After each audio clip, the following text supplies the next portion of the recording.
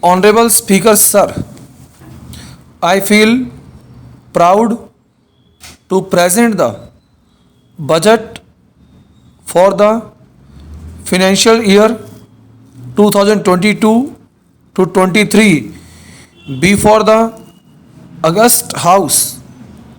This is the eighth consecutive budget of this government. The last seven budgets that were passed by this Vidhan Sabha were prepared under the guidance and leadership of Honorable CM Arvind Kejriwal, and during this period not only historical task has been carried out, especially in the fields of education and health in Delhi, but also inspired many other states of the country. New schools, universities, hospitals, and mohalla clinics have been built. The people of Delhi gets 24 hours of electricity every day, and around 75% of the households get zero electricity bill. Delhi Metro and bus infrastructure has improved, and the network of roads and metro lines has been expanded.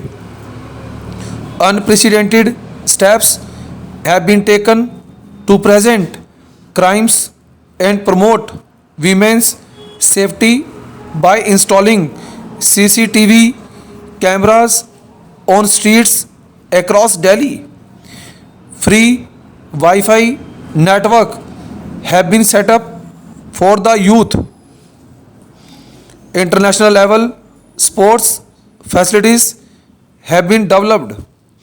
In addition to this, an unprecedented service like doorstep delivery to public services, in which instead of the people going to the government office, a government representative from the office goes to their house, has been successfully introduced.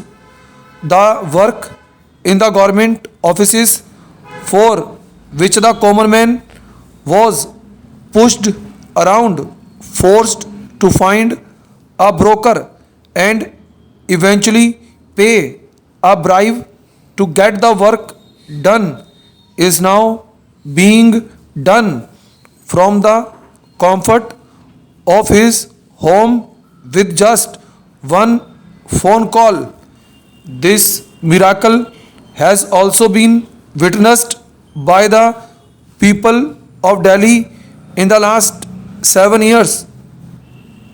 Due to the successful implementation of the previous seven budgets presented in this house under the guidance of Shri Arvind Kejriwal, more than 1,78,000 youth have been given jobs in the various departments and institutions of the Delhi government.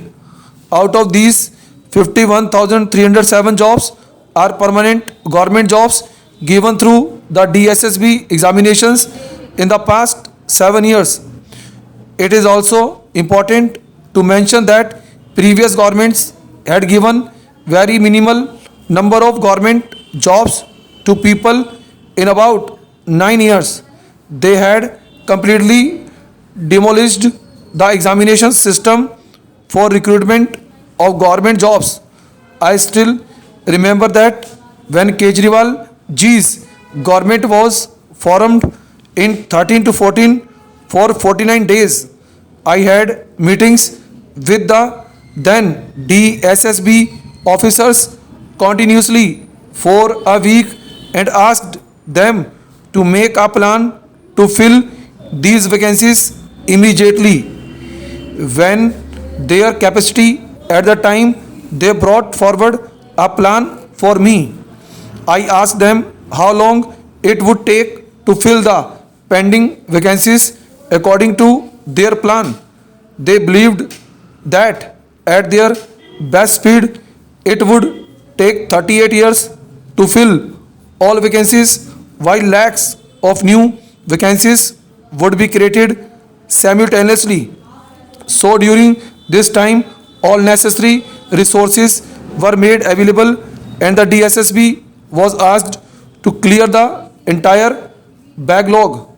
Since then, the DSSB has picked up pace and given government jobs to 51,307 youths in the last 7 years. In addition to these 51,307 permanent government jobs, around 2,500 permanent jobs have been given in the universities under the Delhi government. About 3,000 permanent jobs have been given in Delhi hospitals too. In the last 7 years, around 25,000 young new teachers have been hired as guest teachers. Similarly, about 50,000 jobs have been given through government sanitation and security agencies. Creating 1,78,000 new government jobs in Delhi 7 years is not a small feat. The employment data is only that of government jobs in Delhi government and its affiliated institutions. In the last 7 years, by providing 24 hours electricity, development, infrastructure, improvement in education and health facilities, honest government, zero tax policy, and ease of doing business, the environment created for the flourishing of private sector, especially small and medium business in Delhi, has also resulted in phenomenal growth in private sector jobs. Through the Delhi Rozgar portal, 10 lakh jobs in the private sector were created in the post-COVID period.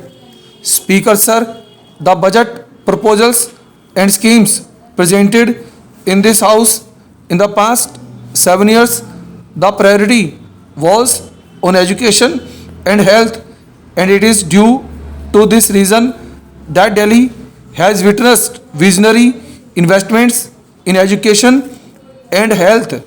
Even in the midst of the COVID-19 pandemic, the health system of Delhi survived because it has been priority investments by the government for 7 years. There were no shortage of doctors, nurses, sports staff, new beds, ventilators, doctors and other equipment in hospitals because in the first 5 years before COVID-19, the 5 budgets presented to this House focused on the health sector and gave it priority. We have dealt with the COVID-19 pandemic, but we are all aware of the severe damage it has caused to the social and economic progress of the entire country. Delhi is no exception to this. In the first 2 years, for immediate relief, some extra help has been given to the aggrieved and needy families, people by arranging financial assistance, ration, food, etc. But immediate help is just an instant help. People need jobs. In my 8th budget in this House, I am presenting an agenda to create new jobs for the people of Delhi and to boost economic recovery from the damage caused in recent years due to COVID-19, GST and demonetization. This will encourage trade, industry and business and will create a large number of employment and business opportunities for the citizens of Delhi. The schemes and proposals presented in this budget will not only provide new entrepreneurship opportunities to the youth of Delhi, but will also benefit the already established enterprises and businesses. In the last 7 years, I have presented to this House the zero tax budget, education budget, health budget, green budget, Desh Bhakti budget on the basis of the priority of the government. Today, with our permission, I would like to present to the House the Rozgar budget for the coming financial year in this House. Last 10 years, I presented the Desh Bhakti budget in this House. Full stop.